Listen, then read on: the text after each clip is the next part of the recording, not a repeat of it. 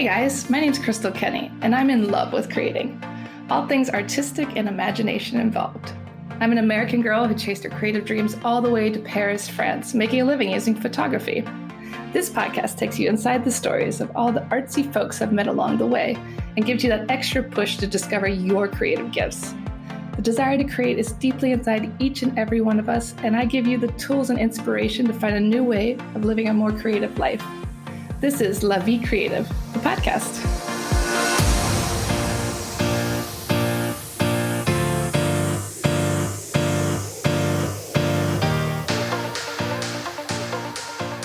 Today on the show, I interviewed classically trained pianist Bonnie Brown. Bonnie's originally from Australia, but she's called Paris home for over 10 years now. We talk about the importance of music in today's society and what her life has become since moving to France. So welcome to the show, Bonnie. How are you today? I'm great, thank you. Thanks for having me. I'm really excited to talk to you today because I've been following your work on Instagram for quite some time, and you're much more than just a classically trained musician. You also are into fashion and art and sharing the city with people. But what originally brought you to Paris? Where are you from? So I'm from Melbourne in Australia, and I originally, it's a bit of a long story, so I'll try and cut it a bit shorter. But I've been living now in Paris for nearly 15 years. I moved here in October of 2008. And so I was saying to someone the other day, I've really spent the majority of my adult life, what I would really call my adult life, here, which is really quite extraordinary actually when I think about it, because I'm not sure if I feel more French or more Australian or both now. But anyway, and originally I was in Australia. I had just finished my Masters of Music in piano performance, and it was really obvious to me that to continue, and I was already working semi-professionally as a concert pianist, and it seemed very clear that in order to continue my musical education and develop as an artist, that I really needed to move overseas and be mentored by someone who had the kind of career that I aspired to, and just was the kind of musician and the kind of creative person that I admired and wanted to be, basically. So I reached out to a very famous Brazilian concert pianist named Cristina Ortiz, who has had the most extraordinary career. And I asked her if she would mentor me. And at the time it was, sending a letter in the post and a CD. It was really not the same as today. And I didn't hear anything back, and I was thinking, oh, okay, well, maybe she didn't get it, or, and then she wrote back to me and said, I don't really teach, but, if you come to either London or Paris, I will work with you. Wow. And I was beside myself, obviously, because, she was such a big deal. And I wasn't really expecting necessarily for her to say yes. And she was my absolute first choice of person, someone I wanted to work with. I'd seen her perform. She'd come to the Sydney Opera House, and she'd also come to Melbourne, to my city. And I'd seen her perform, and, she's just absolutely extraordinary. Mm-hmm. So when she said she would work with me, I just went about trying to make it happen, which took probably about 2 years before I was able to get the support, the funding together, because, it's not when you move to a country where you don't speak the language and you don't know anyone, and you need to have an apartment and a piano, and, and the Australian dollar was, not as strong as the euro. It was really a massive project. Yeah. And I first started by trying to go to London, because I thought it made sense to go to London. I had a lot of friends there. I spoke the language, obviously. It just seemed to make more sense. But the little detail that what I couldn't change was that I'm not a massive fan of London, and I didn't really want to go there. Yeah. But I did want to go there to study with her, but I didn't really want to live there, I realize now in retrospect. And I kept applying for scholarships, and nothing was coming my way. I just couldn't understand, because she was so extraordinary, and the project was unique, and it sort of seemed to tick all the boxes. And after about the seventh application for a scholarship, I changed London to Paris, and I got it. And it was a huge scholarship, very valuable. And I think I must have spoken about Paris with so much fantasy and passion, and I think it must have been the detail that changed it, because from then everything kind of opened up, and I moved here and I started my mentorship, and well, as they say, the rest is history.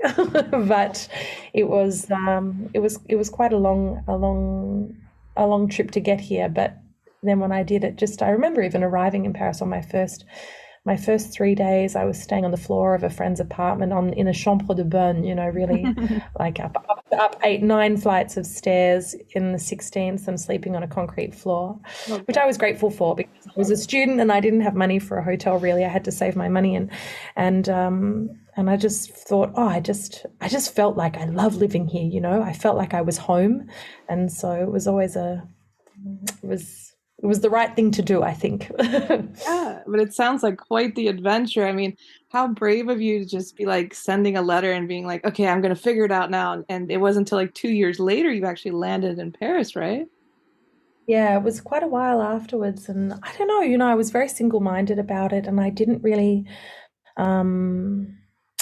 consider myself to be especially brave, because I felt that at the time it was the only choice I had. Mm-hmm. I just felt like I can't stay where I am because I'm not going to develop creatively. Not that Australia isn't extraordinary. I'm not saying that, because it really truly is, and it's such a hub of creativity and of great artists and great musicians and things like that. But I think in order to evolve as an artist, at a certain point, maybe not for your entire life, because that would be very unpleasant, but at a certain point you must get out of your comfort zone, because that's what pushes you to improve and to create. And for me, it was very much the case. I knew I had to do something dramatic if I was going to not. And also, I had a wonderful life in Australia, which was very comfortable, and lots of opportunities and things, which was fantastic. But then they're not the things, I don't know, I've always been someone who really feels like I need to be striving for something that,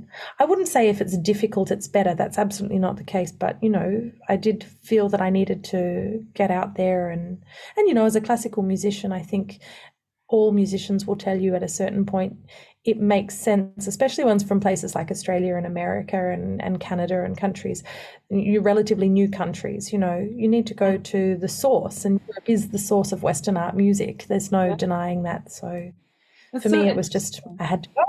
I think you're completely right, because I mean, from interviewing so many different artists from all different mediums, even myself included, I feel like the struggle is what betters the work, because we do get very comfortable in whatever we're doing, and then you're not going to evolve, you're not going to break things up to get better unless you're forced to, right? So I think what you're saying makes a lot of sense.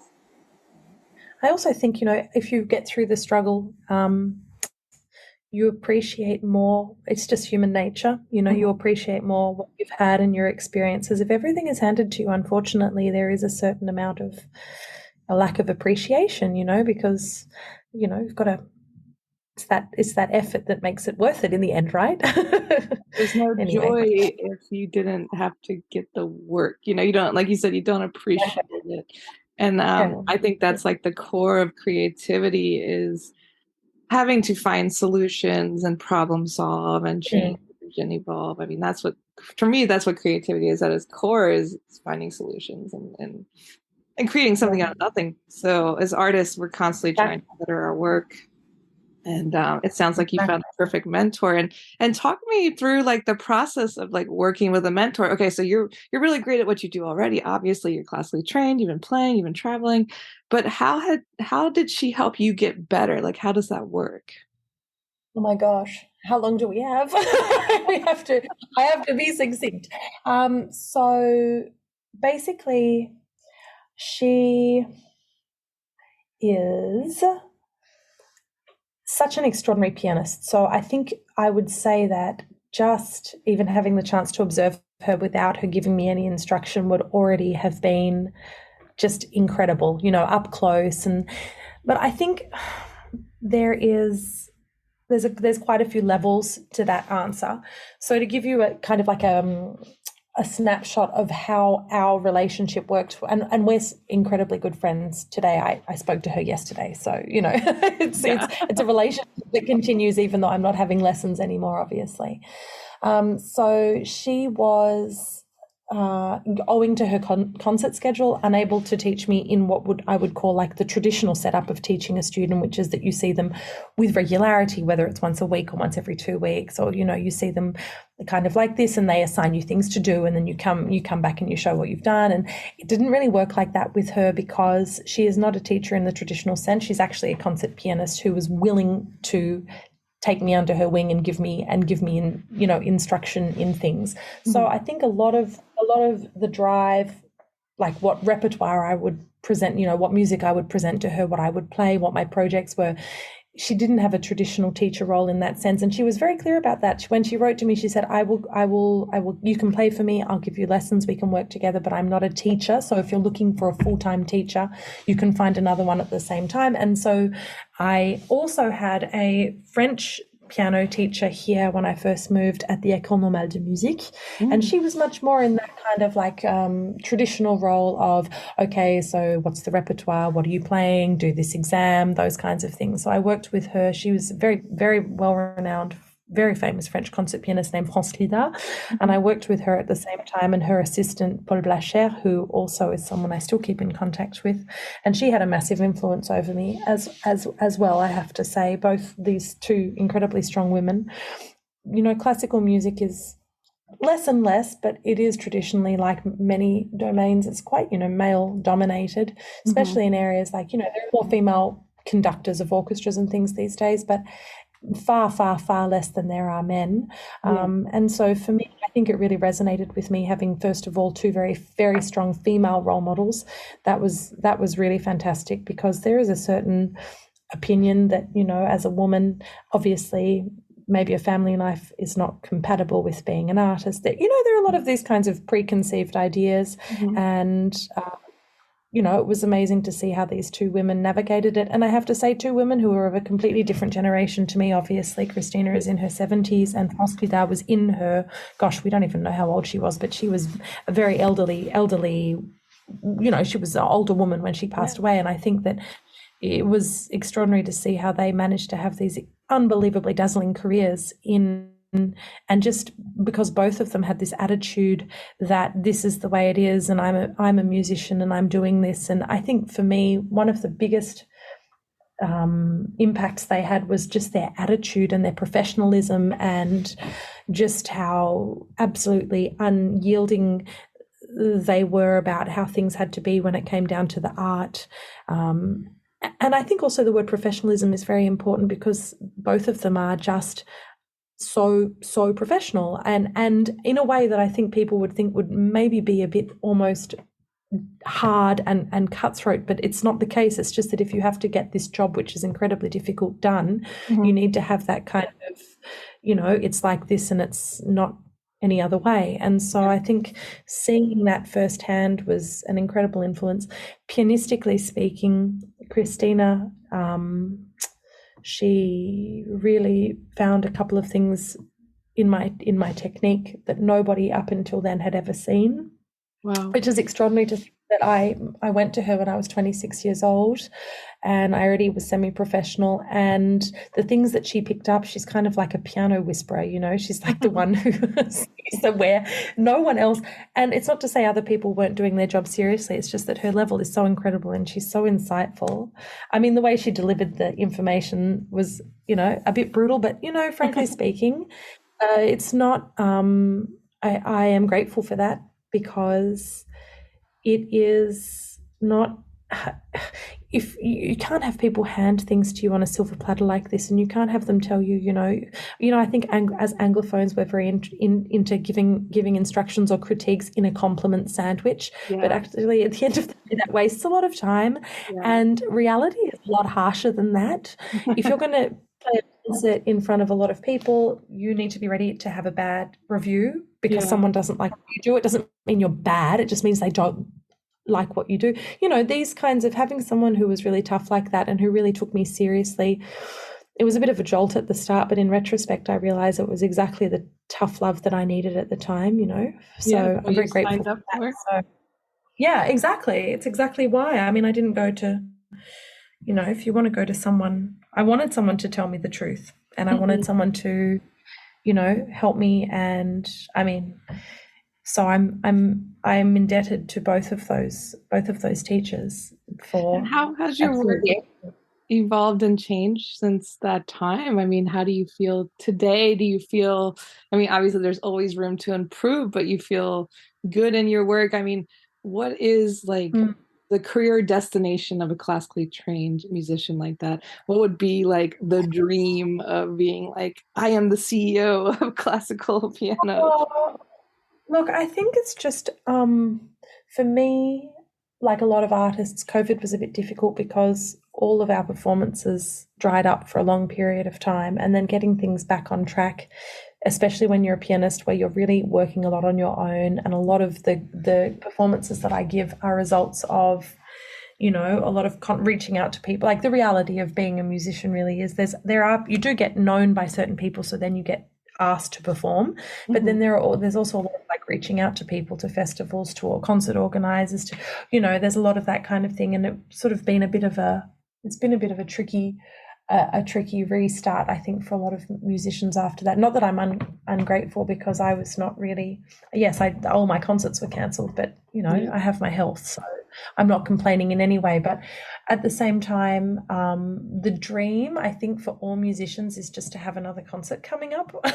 Personally, I mean, yes, there are certain halls and people I'd like to play with and things like that, but as long as I am performing and I'm learning new music and I'm playing music with great people and people who I really enjoy working with and things, I feel like I'm happy just to do that. It's not really, you know,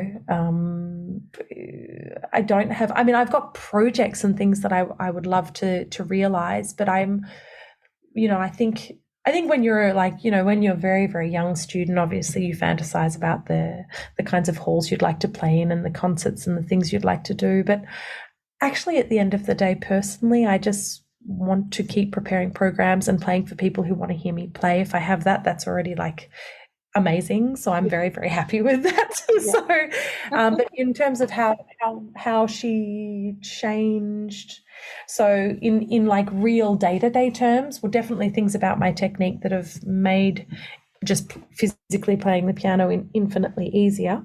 And as a result, I'm much more efficient. Yeah. And I realized as a student, I used to practice enormous amounts of time, which was a real luxury. But in retrospect, it was a bit, you know, you only have so much time on this planet. You only have so much time in a day. Like, time is our greatest resource. Yeah. And if you practice for 8 hours a day, you don't have a lot of time to do other things. But if you can do in 3 hours what you did in 8, which is really what I do now, you know, you can read, you can go to galleries, and you can be inspired by other things. Plus, you know, as an adult, life really does also, you have to do life things as well. You can't just sit in front of a piano all day. And so, you know, that also is something that I'm very grateful for, is being able to be a lot more efficient like that, and just you know, have your priorities organized. I think things like that. Yeah, definitely. And do you believe that it's the duty of the artist to put your personal emotions into the music you play? Yes, I do. I definitely do. But I think that craftsmanship is being able to select and channel those emotions as necessary and as required, and not becoming overwhelmed by them and unable to control them. That's that's craftsmanship for me. I think true artists obviously have an incredible depth of feeling, but an artist without any kind of craftsmanship is just someone, you know, spurting out emotions all over everybody, and that's where you have a lot of difficulty. But I think, yes, obviously the emotion is absolutely essential, but, you know, I mean, I remember as a student, there were certain experiences that I had where the emotions were overwhelming and I didn't have the craftsmanship to manage them. And that can either be dazzling for the audience or it can be a train wreck. Yeah. And so having the craftsmanship, and I remember when I was working to improve my technique and things, I did ask myself a lot of questions. Was I losing the emotional side of it? Was I less engaged emotionally with what I was doing. And I think that was something I had to work through to come out the other side, to realize that actually when you have that total command over the emotions, you still have them there, but they don't take over. They don't control you. You control them. I'm talking artistically speaking. Then, you know, I think where you really have great artists. And for me personally, I think that's the case with all great artists, whether it's painting or photography or music or dance, or, you know, raw emotion is a bit, well, it can be, it has its place, but in small doses, I think. That's it can my be opinion. a bit much. I think also a lot of artists, the ones that certain artists use the fact that emotion is such a big part of their work to simply put, behave badly. And I don't think there's ever an excuse for that, really. And all the greatest musicians I've ever met, who are really truly great musicians, and I'm talking really the top of the top, they're just the kindest, most humble, lovely people. They don't make their emotions your problem. But when you hear them perform, it's all there, you know. So it's a matter of controlling and you learning how to utilize emotion in a useful way, instead of just, like you said, splattering it all over the place. Exactly. Do you believe that people need to be educated about classical music before they can really appreciate it? Oh, that's a very interesting question, actually. And that's something that's very close to my heart, and something that I'm still thinking about. But what I would say right now is, I definitely think that if people are open to it, everybody can be touched by classical music, whether or not they have any kind of musical education. I think it's such an organic, natural music is such an organic, natural experience, that I think that classical music doesn't require any more special training than pop music to be enjoyed if you're open to it. But what I will say, which is something that I've found out over time, which is fascinating to me and something I'm still kind of trying to figure out how I can make a difference using this knowledge, is that I think people have preconceived ideas about classical music, and that because of those preconceived ideas, they kind of get in their own way to enjoying it. I used to, before COVID, and I'm hoping to restart, and I even do it now in a smaller way. I ran a concert series called Concerts Sans Frontières, and the idea of the concert series, I was the artistic director, and we ran it out of the Australian Embassy next to the Eiffel Tower in the 15th. So it has a nice big space where people can come and listen.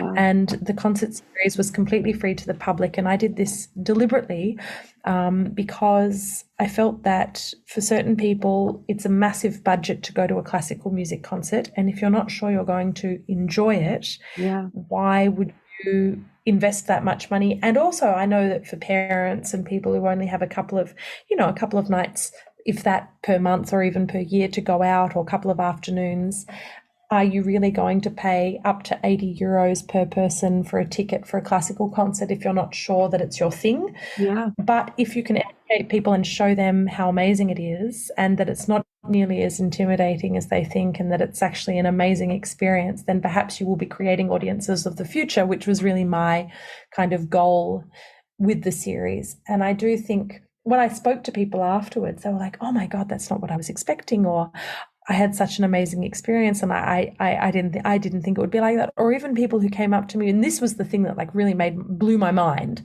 I was too intimidated to go to a classical music concert because I didn't know what I was supposed to do. I didn't know where to clap. I didn't know what to wear, like even things like this. And I'm like, oh my God, okay, this is news to me. I've never, as someone who's obviously lived a life with classical music, this is not something that I could ever possibly have imagined would be an impediment to somebody attending a concert. But I think it was very interesting to hear that. And I think that classical musicians need to, at every level, need to think about their role. For me, is to think about how, at least some of the time, they can connect with new audiences if we're to keep the art form alive longer. Yeah. So obviously, people say live music is a dying art, but I don't agree with that, because nothing compares to seeing someone play an instrument live. Yeah. Yes, I mean, there are less audiences today than there were in 1830, but in 1830, classical music was just called music because Yeah. nothing else had happened after. So, it was the newest music of the day. It was like the equivalent of whatever new single comes out these days. Yeah. There's a lot more You competition. know, yeah, and I mean, some of these classical musicians, it's funny to think about it now. I make my students laugh with this all the time. They were rock stars. Liszt was a rock star, Franz Liszt, the pianist. Women would faint at his concerts and throw their underwear on stage. Like the Things Beatles. like this, like really, there are these stories of these unbelievable things that you don't think of, that would have happened. So I love that. it's I just just imagine someone fainting at like Chopin or something. yeah. They did, and apparently the truly romantic period in music, which is all the composers, Chopin, Schumann, Liszt, all of these amazing piano composers. The truly romantic period only lasted for a very short amount of time because it was unsustainable, because people were so passionate and so engaged and so lived everything so to the absolute raw nerve ending of their emotions. It was unsustainable. Like, people would go to a poet's house and like throw themselves down on the floor in front of their door because they'd read some prose that they found to be, it was so beautiful they couldn't continue, and everything was just completely blown up. So anyway, it ties back into our talk about music and emotion. Anyway. Yeah, and what do you hope to do with your music? What would you like to do with the world, or how to help people? This is a question I ask myself every single day, believe it or not, because it's an existential question. I think that I'm quite dedicated to my teaching life as well, although it's only half my life. And I think there is an absolute room for somebody to modernize a little bit the way, still keeping all of the great traditions of the past, but modernize a bit the way people learn music. Because one way to create audiences of the future is for more people to learn music. Whether or not they actually get to a high level or they become a musician, that's completely irrelevant. But just introduce them to the discipline of learning classical music, I think does keep people interested for a lifetime if it's done the right way. And I think that in Anglo-Saxon countries, Anglophone countries, I should say, that's not the right word, but countries like America and Australia, because we've gone very far in the direction of, nurture and the child's feeling and all of this. I'm not saying that this isn't important, far from it, but I think we focus too much on having fun, and some things require a bit of discipline. And I'm not suggesting that it's not fun isn't important, but I actually think that children, in my observation, have more fun learning when they achieve something. If you're solely focused on fun, it's harder to actually learn correctly. But on the other hand, what I understand of the French conservatoire system and what I've seen firsthand is that it is pretty brutal, and it's pretty trial by fire, and it's pretty actually almost unpleasant for children a lot of the time. And so I think if we could take some of the unbelievable tradition and techniques and discipline of that type of a system and combine them with a bit more of a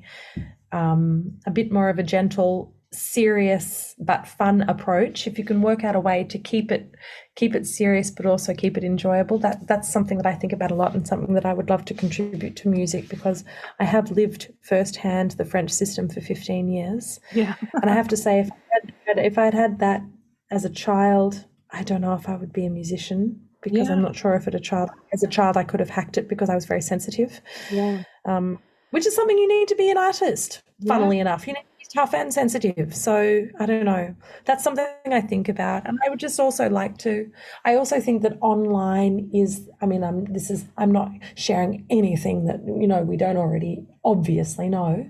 But, finding a way to connect with people online, classical music online, in a real meaningful way, a way of being able to continue to perform. I feel like musicians, we should all be live streaming our concerts as much as possible now. Things like that. Move with the times so we can reach more people. You know, but for me, I just want to keep performing for people who want to hear it, and I want to really make a difference in education. And ultimately, if I'm really speaking ultimately, I don't know, this is also something I think about a lot, which is that I think there are a lot of people who don't have access to a musical education, and it's really tragic. So it's something that I would love to be able to bring to perhaps people in a less favorable, you know, economic situation. Yeah. The difficulty with that is, of course, classical music is traditionally the activity of the comfortable classes, and it's just terrible, but it is, because the very infrastructure of it is that you need to have an instrument that costs money. You need to have lessons that costs money. You need to have a parent when you're a small child who can sit there and help you to practice. And that is really a reality for someone who doesn't have to, you know, go and clean houses all day, every day. I mean, it is a situation. It is the kind of thing that it is kind of, you know, there's a bit of difficulty there. You need to work it out. But ultimately, I just think, you know, music is just for me, it's one of life's greatest pleasures. And I really think, you know, giving people more access to that's something that I would love to do. But, you know, au revoir. I'm thinking about it. I'm going to see how I see goals. Thank you. I completely agree. I mean, like you said, it's like classical music is something of like the more comfortable society, and even to what you said about people wanting to go to the shows who just feel like, oh, maybe I'm not rich enough, or, you know, like I don't have the right person. I don't know. It's a complicated situation, isn't it? But I think, I'm just trying to make a difference in my small way. And I think if you make a little bit of difference in your small way every day, in a lifetime, that can add up to a big difference. And so that's what I tell myself every day anyway. So. No, I think that's beautiful and so true. And for me, I think that's what our purpose on life is like to help people with our gifts. And it sounds like you're doing that. So thank you to you for that's very sweet. Well, thank you to everyone who lets me do it. You know, it's a two-way street, isn't it? Exactly. It's got to. Well, I think that's a beautiful note to end on. And where can people connect with you online and check out your work and learn with you? Well, they're connecting with me online. If you want to see all my piano life, it's very simple. It's bonniebrownpiano.com. And there's a page called Watch and Listen. And there are way more recordings and videos than anyone nor any reasonable person would have time to listen to, but you're welcome to go and have a look and see my work there. And my more lighthearted, day-to-day fun, love of all things creative, fashion, food, and Parisian life would be my Instagram, and that's Paris Piano Party. So, you know, shout out to me there. Let's connect. Why not? Thanks so much for tuning in to La Vie Creative. You can find more information on MissParisPhoto.com. And if you enjoyed this show, please feel free to share and spread the word for all my creative guests. We have the power to help them to keep doing what they love. See you next time.